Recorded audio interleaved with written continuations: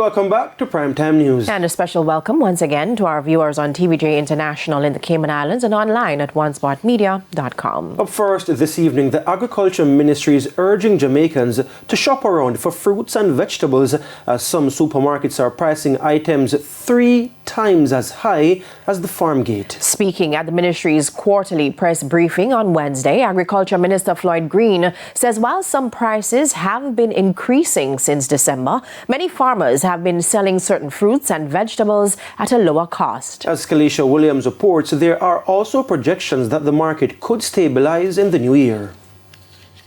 There have been mounting concerns about the high cost of most fruits and vegetables since the start of the festive season.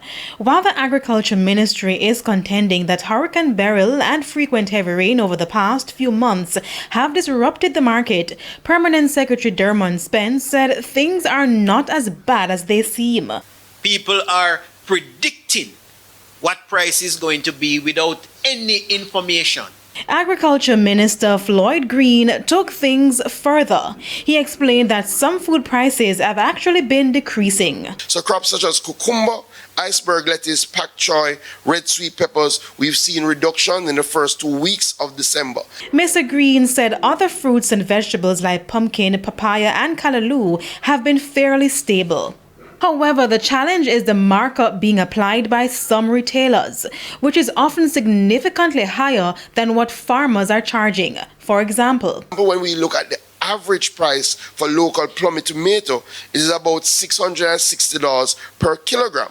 However, in the Kingston metropolitan area, the same commodity is sold at an average price of $1,694 per kilogram. And in some places, that same tomato is being sold for as high as $2,070 per kilogram, which is why Mr. Green says Jamaicans need to shop around to get the best value for their money. He also recommends that markets are the best option, or if possible, buying directly from farmers. For example, string beans. At one retailer, we found that string beans was being retailed for $1,319 per kilogram, while at another retailer in the Kingston metropolitan area, it was being retailed for $2,321 per kilogram.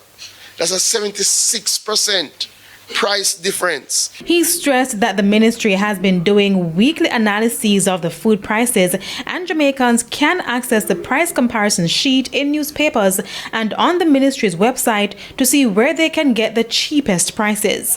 At the same time, projections that the market could stabilize by 2025.